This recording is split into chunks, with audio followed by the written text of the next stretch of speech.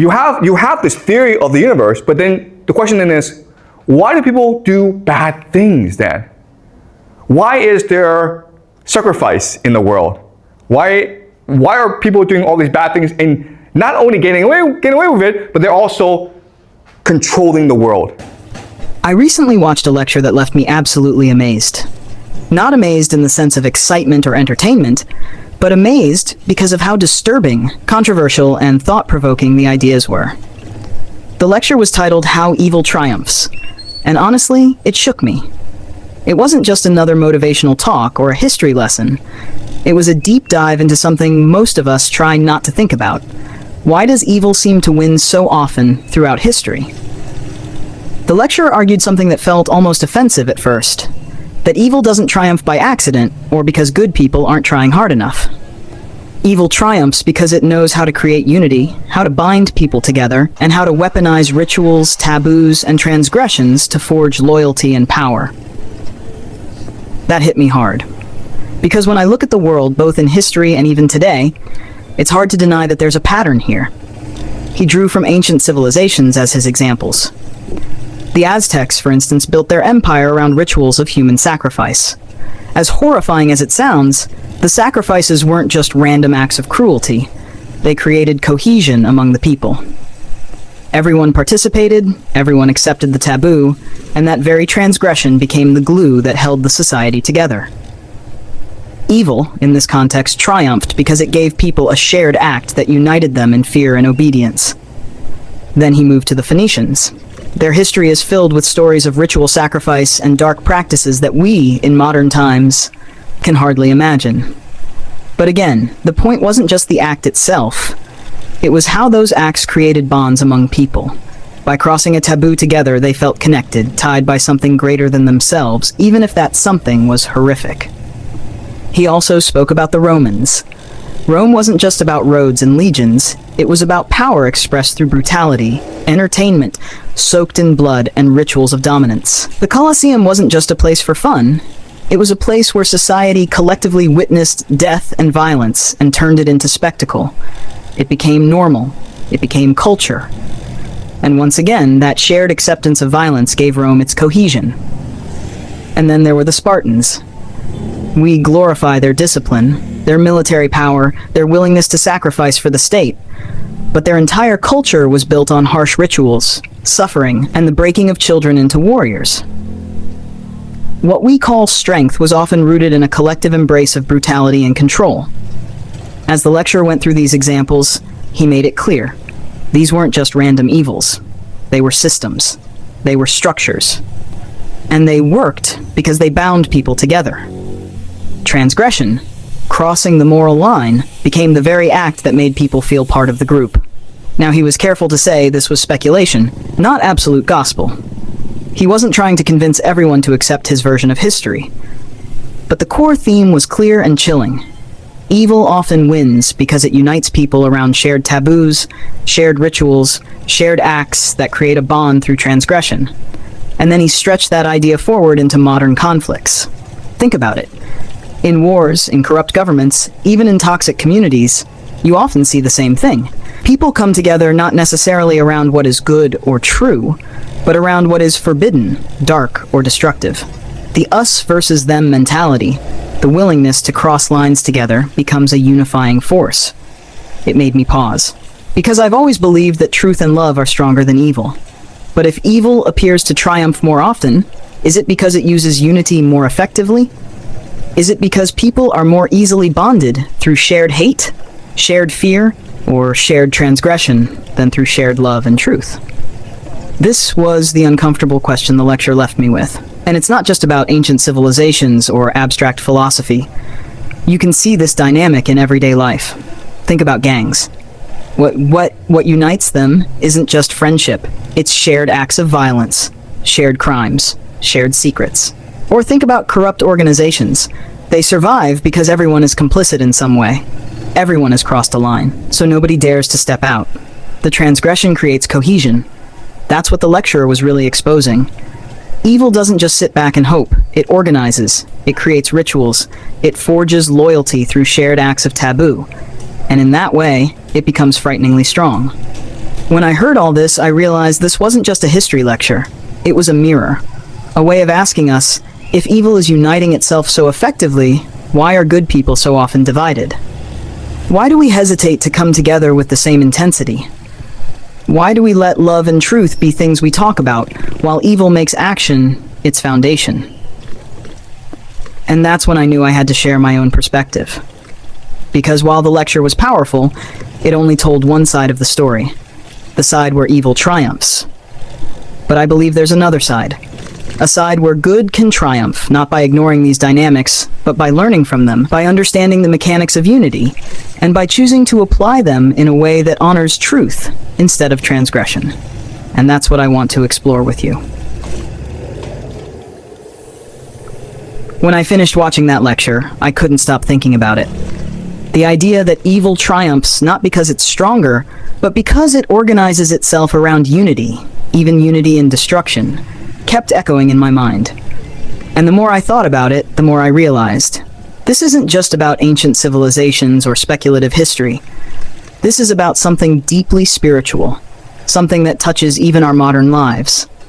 The lecturer was right. Evil often forges cohesion through shared taboos, rituals, or transgressions. But here's what I want to add.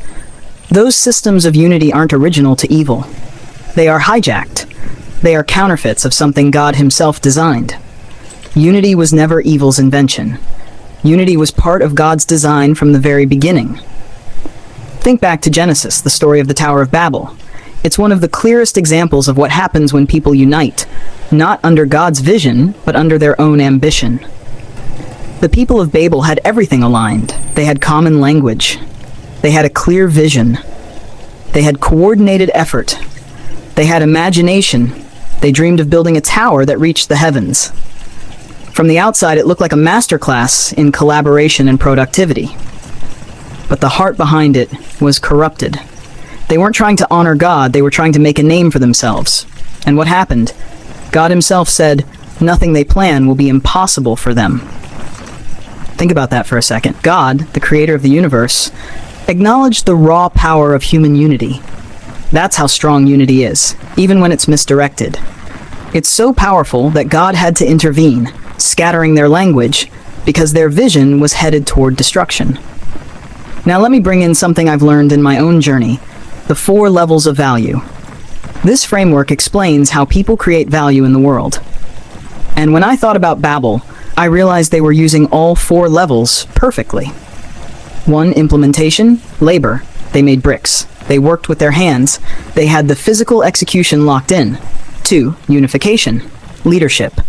They worked together under one mission, one command. Leadership united them. 3, communication language. They all spoke the same language, literally. There was no confusion. Their words fueled their mission. 4, imagination, vision. They dreamed beyond their current limits. They envisioned a tower that touched the heavens. From the outside, this was the perfect formula for massive success. Implementation, unification, communication, imagination. These are the same dynamics that build companies, nations, and movements. But here's the tragedy. Even though they had the structure right, the spirit behind it was wrong. The 4 levels of value were aligned with pride, not purpose. With self-exaltation, not divine intention. This is exactly how evil triumphs. It doesn't create new laws of success. It hijacks God's laws. It takes principles that were meant for fruitfulness, multiplication, and kingdom purpose, and bends them towards selfishness, pride, and destruction. Evil doesn't invent, it counterfeits. And that's why it often looks so strong, because it is using real principles, but in corrupted ways. Look back at the examples the lecturer gave, the Aztecs, the Phoenicians, the Romans, the Spartans. Each of these societies was applying the same 4 levels of value. The Aztecs had implementation through their sacrifices, unification through shared rituals, communication in their culture and traditions, and imagination in their visions of appeasing gods. The Romans applied the same structure in their empire building. The Spartans applied it in their military culture. All of them were united. All of them applied real principles. But they were hijacked, and that's the uncomfortable truth. Evil wins when it unites itself under God's laws, but without God's heart. So here's where my reflection took me. If evil can triumph through unity, through imagination, through communication, then what excuse do God's people have? Because the same system is available to us, but with a higher purpose. The Tower of Babel showed us the power of unity when corrupted. What could happen if unity was aligned with love, with truth, with kingdom fruitfulness? The Bible says, "Be fruitful and multiply." That wasn't just a command for reproduction. It was a mandate for life, for creativity, for expansion. God wanted us to use imagination, communication, unification, and implementation, not to exalt ourselves, but to expand His kingdom, to create, not destroy, to bless, not to enslave. But here's the tragedy of today. Evil organizes, while good people hesitate. Evil acts, while good people wait for permission. Evil builds towers of pride, while good people argue about trivialities. No wonder it feels like evil triumphs. It's not because evil is more powerful, it's because good people often fail to align with the very principles that God already gave us. When I realized this, I felt both convicted and inspired. Convicted because I saw how often I've excused my own inaction. Inspired because I finally saw that the tools of transformation are already in our hands. The story of Babel warns us. Unity without God leads to destruction. But it also reveals a hidden truth. Unity with God can achieve the impossible. The question is not whether the 4 levels of value work. They do. The question is, whose purpose are you aligning them with? And this is why I believe evil triumphs in the short term, but good can triumph in the long term. Because good, when united, aligned, and consistent, doesn't just copy God's laws, it lives in harmony with them. Evil may build faster, but it crumbles under its own corruption. Good, when it stands, builds eternally. That's what this lecture stirred in me. Not just shock at the examples of history, but a deep realization that the dynamics of value creation are at play everywhere, even today. And the challenge for us is to stop sitting back, stop being divided, and start applying God's principles with the same intensity, the same unity, the same imagination, but aligned with truth, not pride. Because here's the bottom line. Evil unites through transgression. Good must unite through truth. Evil binds itself with secrecy. Good must bind itself with light. Evil thrives on rituals of death. Good thrives on rituals of life. And whichever one we choose to align with, that's the one that will triumph in our lives. So when I look back at that lecture, I no longer just see how evil triumphs. I see a mirror asking me, how will you triumph? Whose laws will you follow?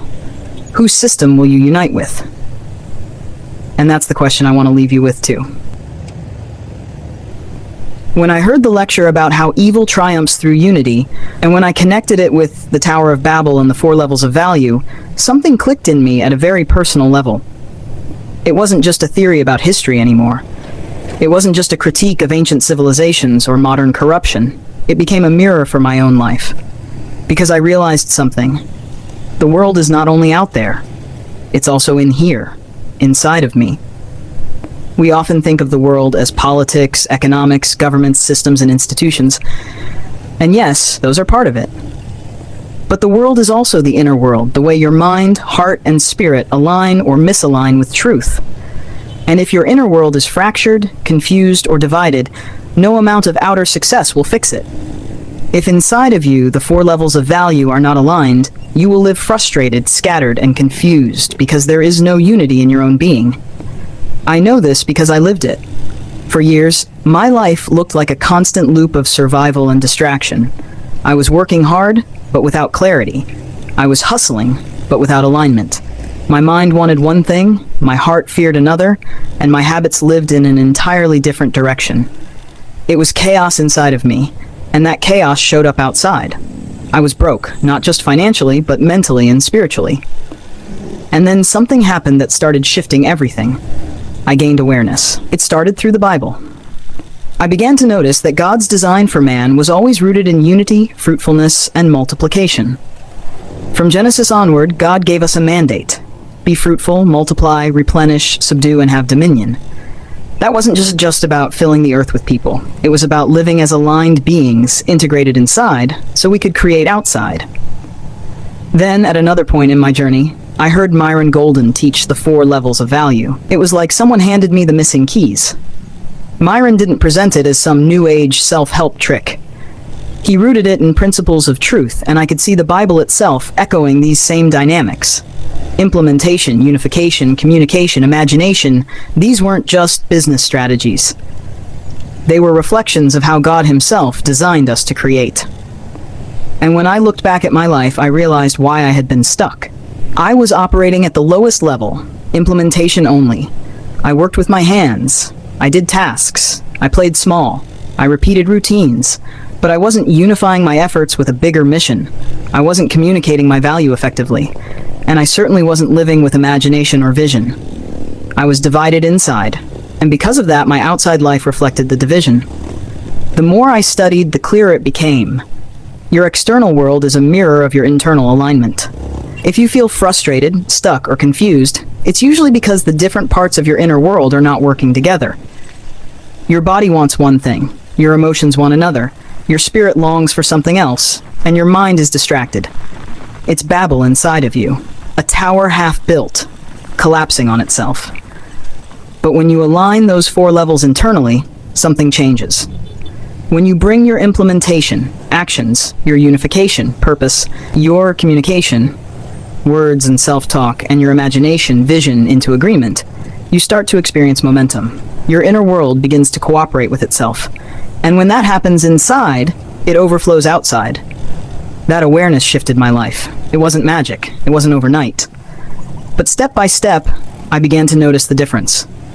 Instead of seeing myself as a victim of a poor third world country system, I started to see myself as someone who could create, someone who could align, someone who could multiply. I applied the 4 levels not just to my spiritual life, but to my business. In my early days, my business was limited by geography. We only sold to people nearby. My implementation was strong. I was delivering products. I was working hard. I was putting in the hours. But I wasn't leveraging the higher levels. And because of that, my income was capped. But once I gained awareness, I began to unify my efforts under a bigger mission. I wasn't just selling a product, I was building a system, a brand, an experience. Then I learned communication, not just talking, but listening. Selling, I discovered, was never about convincing. It was about persuasion. And persuasion is not manipulation. It's listening deeply, understanding what people want, and offering them a solution that aligns with their desire. That shift changed everything. Then came imagination. Technology opened a new world to me. I realized I didn't have to be limited to my local area. Through online selling, I could reach almost the entire nation. Orders started coming in from places I had never even visited. And here's the most amazing part. While I slept, orders still came in. I woke up to sales, to opportunities, to growth. My imagination expanded the boundary of what was possible. And slowly but surely, my income began to reflect the shift. What once felt impossible, earning 100,000 plus pesos in a month, became not only possible, but repeatable. Not because I was working harder, but because I was aligned. Because I finally understood that the world out there responds to the world in here. Awareness is everything, and once you see it, you can't unsee it. When you realize that your frustration is not a curse, but a signal, that your confusion is not punishment, but a symptom of inner misalignment, blaming circumstances, and start working on your alignment. You stop saying, I just need more time, more money, more luck. Instead, you ask, how can I align what's already inside me with the principles that already work? And here's the beautiful truth. The principles work for anyone who applies them. Evil uses them to build Babels, empires, and systems of control. But God designed them first, and when you align with His heart and His principles, the same dynamics that once fueled destruction can now fuel creation, freedom, and abundance. That's what I've seen in my life, and it's why I'm so passionate about sharing it.